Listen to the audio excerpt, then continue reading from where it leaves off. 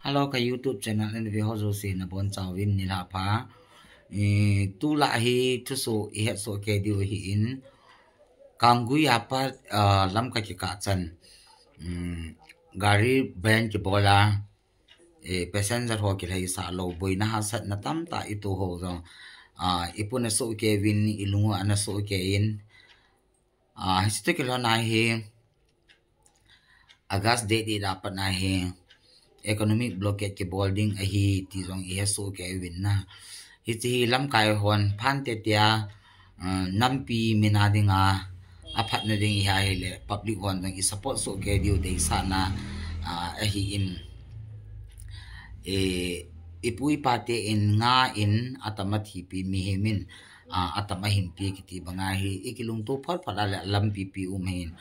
hi tabang boina ha sat na lai ta hin iza su ke yu social media emo su ke yu thado in pi ho delegate akan som lugup team kan som de segiti in go hata pada infal chan galeng du no chung sang tu hi tu hin most controversial topic na kinil kal na pen so hi in igela hi le mami mala sei the jong om pon bol the om pon pon na lang so ma jing na ko ya mi chi pon lo ding chu ku ki sa te I chen now in fal le kim vela in le lo izat ke hala chu ting le nei le go izat ki chanam na akhanga in nei go in lem do zo siu ki cha he ta hi ti nong sanga imalo the a cham na ga sim ki ti chu koi ma cha ki pa lo de hi in ku ki chanu cha pa thilung izat ki zamham na vet mel si na nu nau chapang gari sunga me ya ki hali lor alo le vet ngam san lawa apun kila do ni sanu ya ki kai li izat mam na ahi lawa hi le volunteer ni changya front line agan the tho ne la cha I changya ha sat gan the ne I tu won ti hi kin se hi on so kevin hiziki sana pun thei lo mi him chu mi him ti di dong hi ta puin na asu pi gan theina ha sat na he palawa koi hi jong le ama summu na ding ama in chen sip na ding ama lola lu dinga azat anam zo do thei mi him ki ti chu koi hi jong le mi ching wang chu hi ding in ta sa nong po in tu hi ne ba na hi le thado in pi lam kai ki ti ho zo si hi gohatia achi sa april ki holim na anane yo chu ani chan na ding in infal to pi agaliang lu tawin cha hin mai le te hwa ko ni nong kinil kal na tam ta ano min hi ti hin thado jong ku ki hi ti ho na am ho jong kinil kal na tam ta min tu le tu present situation na hi chi thado in pi lam kai ho si si hi house arrest hi tai ti classic hotel po jong po sa ta puwin hiti chun akim vela jong po sa ta puwe ti chu chang ho a video footage ho jong au min na chu ting le chi hi ichan ge am ho hung so de ham ti chu hon nong puwin na a hi in individual a sei nom tam tam nong le ki sei jong le phachom loading ki sei jong le phachom loading hin mi hi min ito ga chi ki sa na hi ji chun ipi jong sei di jong ka he poin kapunai ti lo sei di ka he poin na nung nau cha pang tho gan theina igan theina ho igal nei tul ne yo ne le cha ira sam ho thil zo si hi hin khwa mang ta lo di khat nangin na chama hi cha chu peace agreement na bol thei dinga hi le ipi bola gal na su sa hon ti wang hi ka sei do num pe ne hin ipi hi le tun mai kal lam za thang le aloi ho thado in pilam kai ho house arrest hi tai ti classic hot house arrest hi tai ti na news su khat be video clip ane be hote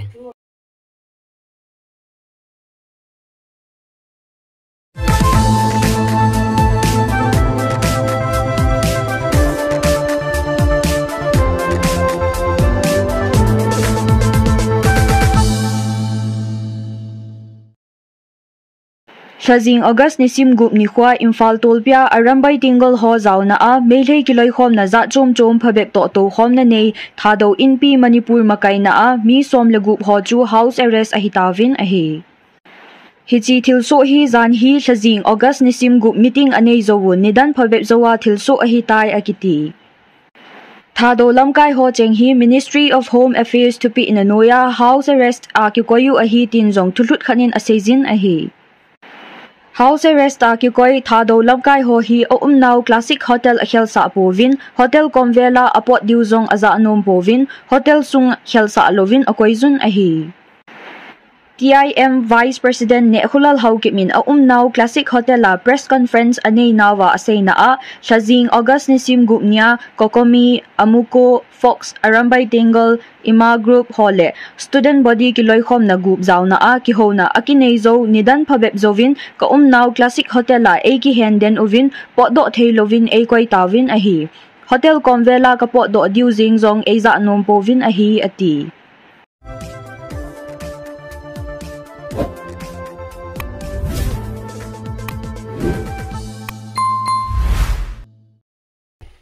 tuin thado in pi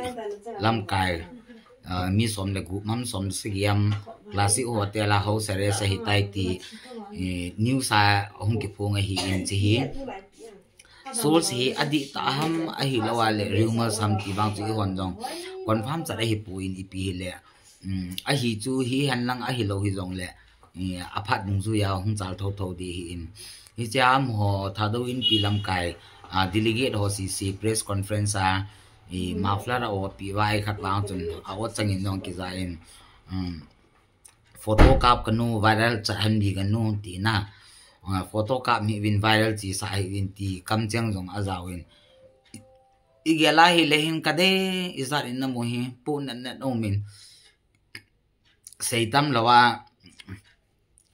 iphungi changi khel the na la khel da bi the hi in Hijong le ipi ba ilo diu ham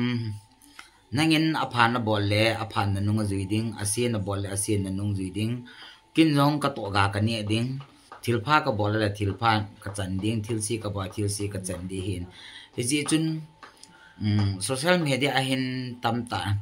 in oi mona thu chang jong ipi win oi moding a chulo ma hinai ko ham he bangal lai to lai ta imacha asu sa lawa chamna ka sim su koi ma chunga koi ma cha ki pa lo di hin na athia mangte in sung hian lang a in ani alo ki hal ho hian lang gan the hasat na tu ho si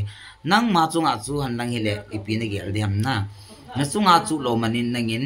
nampi hi na de in bol hin ti hi isei do nong pe no hin hi jong chu video clip khat ve na ve ki du hite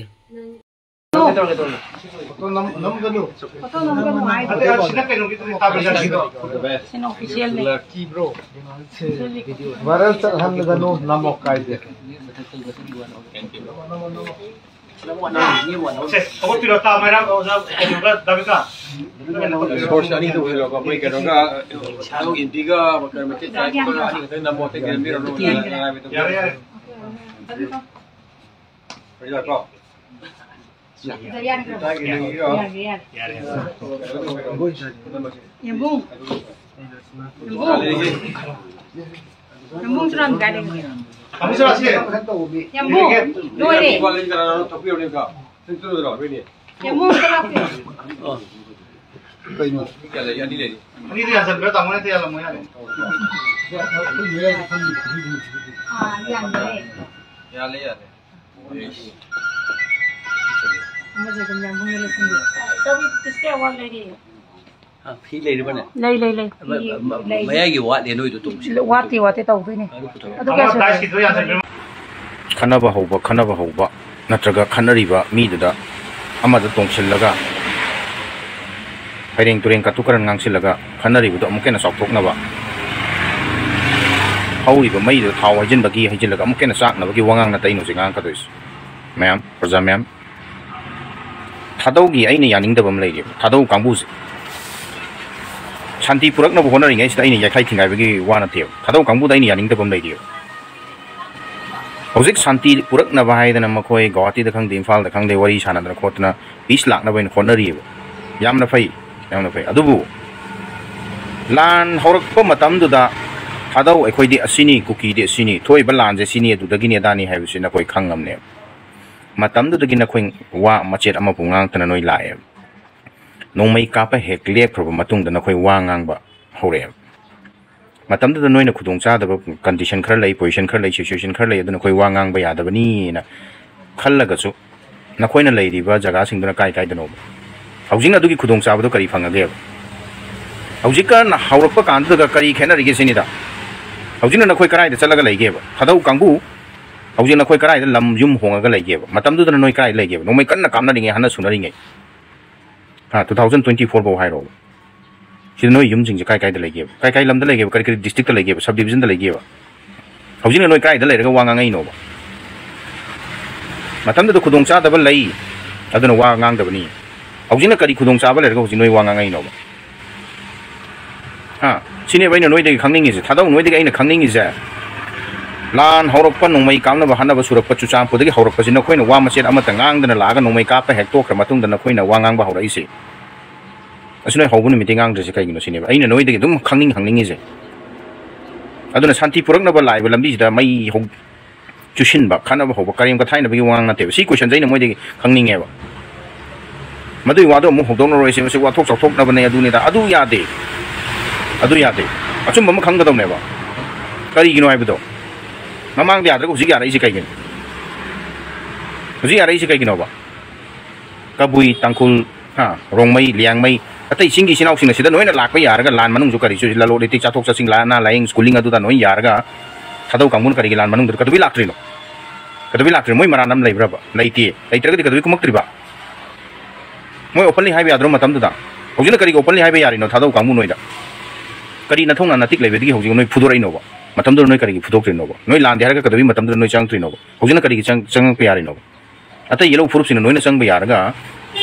noi kari ki chang trino matam lan do hojina kari power lai rage noi da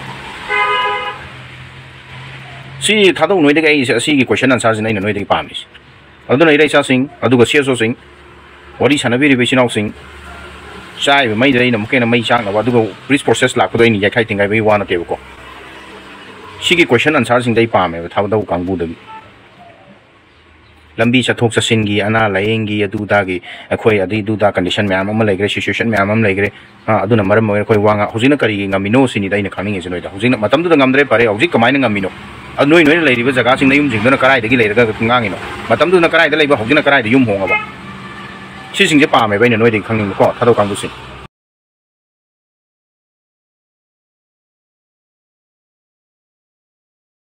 hek mama maktani ko ma'am pura tilize men ge hek mama maktani